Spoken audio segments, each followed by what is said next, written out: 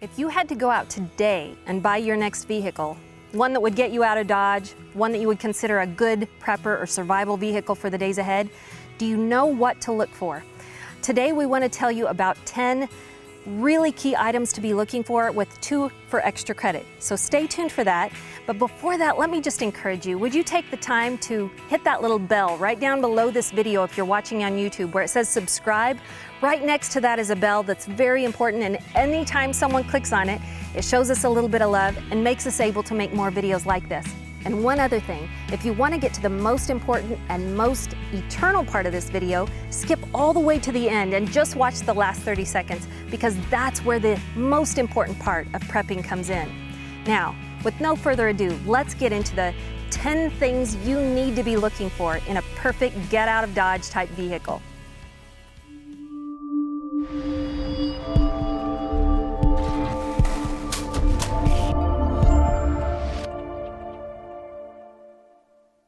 These are in no particular order, but in the event that you need to get a new survival vehicle or a get out of Dodge type vehicle, there are about 10 things that you really need to consider with 2 for extra credit. So let's talk through these. The first one's almost a no-brainer. You probably thought of this already. No matter where you live in any part of the country, it would be wise for you to have a 4-wheel drive vehicle. Not just a truck that looks beefy and intimidating, but actually has off-road capability. That's imperative to think about when you're thinking of if you got in a gridlock situation on the interstate and you had to somehow get off the road and around those other vehicles that weren't able to go anywhere, you'd be sure thankful that you had 4-wheel drive. So that's number 1 priority. Look for that in a vehicle. All right, next, let's talk about this.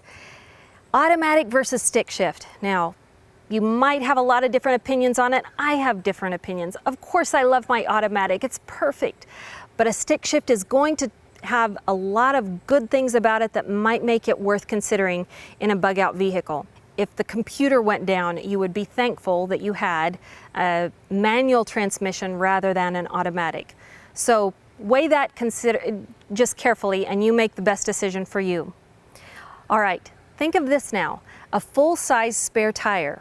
If by chance there was a difficult situation where you weren't able to get your car into a shop to be fixed and you had a flat tire but didn't have a way to fix it, you would be so thankful that you had a fully pumped up, full size, ready to go spare tire that your car has right with it carried underneath its carriage or on the back of it so that you could quickly transfer that out and keep going.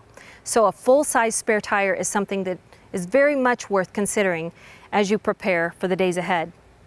Nextly, a roof rack. Now, a roof rack is something that's underrated. In fact, most of them are on our vehicles just for looks nowadays. You want one that actually works, so you might go out and fiddle with yours that you see on your vehicle and make sure it's not just some plastic, decorative roof rack. You want it to be able to carry weight. If you had to fill your vehicle with only the things you could take with you, that would probably be first and foremost your family members, I hope. Secondly, you would have your bug out bags in the very back and a full-size spare tire, a jack, and some different supplies, but everything else you would need to carry on the roof, and so you need a workable roof rack. That's a vital ingredient to a good survival vehicle.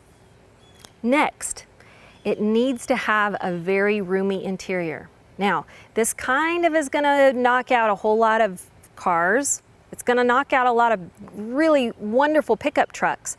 But if you can have an SUV type vehicle with a wholly enclosed cab area where you can fit multiple humans out of the elements, and it even, think through this, if you can get the kind that has seats that fold down flat without any kind of a bump or obstruction, it makes it so that you could even sleep in there potentially if you had to. So as you're looking at vehicles, one of the things that's important to do is go ahead and lay down those back seats and just see if it puts a nice flat floor from the very back door all the way up to those front seats. And I'll even go to the extent of laying down in it while I'm testing that vehicle just to see, is it long enough for a 5 or 6 foot person to lay full length if they had to sleep in that vehicle. It's going to help you in a lot of different ways, but that's why an SUV quickly comes to the top of the list of desirable survival vehicles. All right, next, let's talk about a Grille Guard or Brush Guard or Deer Guard, whatever you call it in your part of the country. This isn't a requirement, but boy, is it great to have. It's useful for a lot of different situations, but if you had to off-road it and there was not any kind of a road that you were going through, it sure will help you. So if you can have a brush guard or deer guard on the front of your vehicle, that's a fantastic addition to look for or to even invest in. Nextly, a tow package.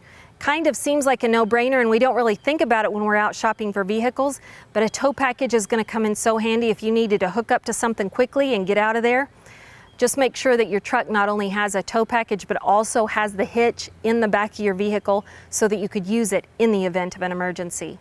You want one that you can hook up to the lights easily with an electric package there. Most of them come obviously standard with that, but if you're makeshifting and making your own, you'll want to think through all of that as well, because you do need it to be able to hook up to lights on that trailer. Nextly, a winch.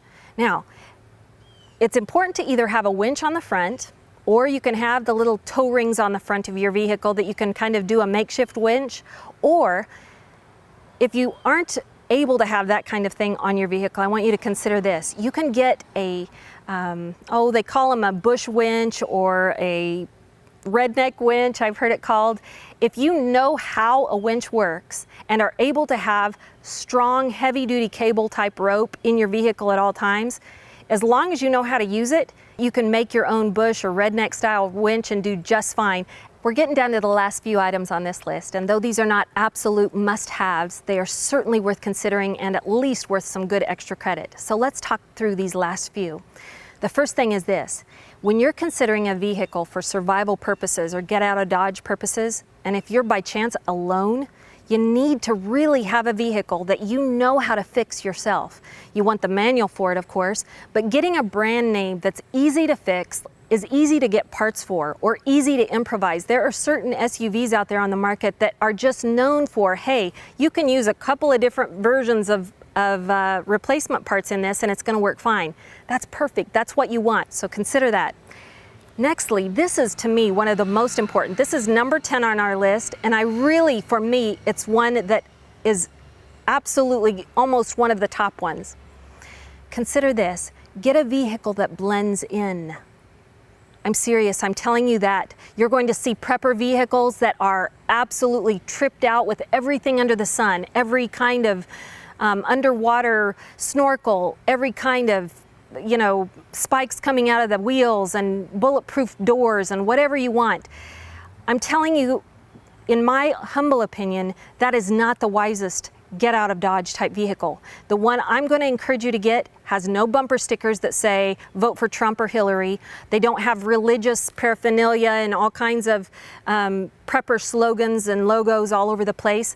I want you to have something that's the same color as everybody else, that looks non-intimidating, non-threatening. It's not a color that looks like you're trying to compete with the military, just something that's plain.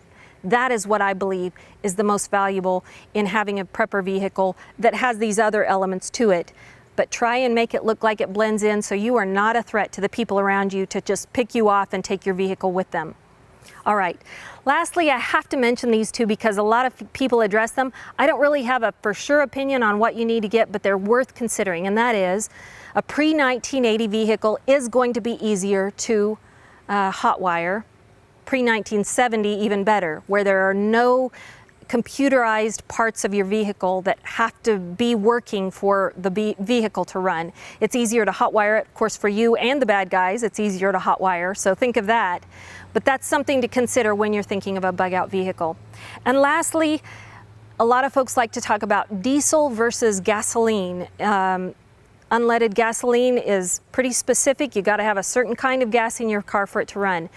Those who swear by diesel will say, hey, it runs on a lot of different versions and homemade versions of gas, of diesel fuel and fuels that you can put in there, so it might be worth considering. They're also in different ways more reliable than other vehicles. It's all opinion, and there are a whole lot of facts that support everybody's opinion on that. So I'm not going to weigh in specifically. I just think it's a factor to consider. If you're familiar with a diesel vehicle, you know how to fix it, you know the nuances of it and how to perhaps use your own makeshift fuel for it, it might be a really good option to consider. So We've talked through 10 important items. We've talked through 2 for extra credit.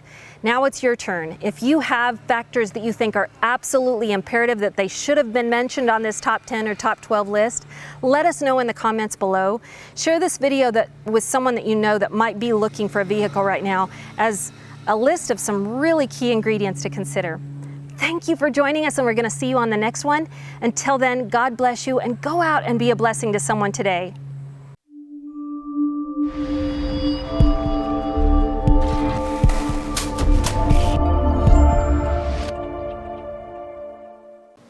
Psalm 143:10 says, "Teach me to do your will, for you are my God.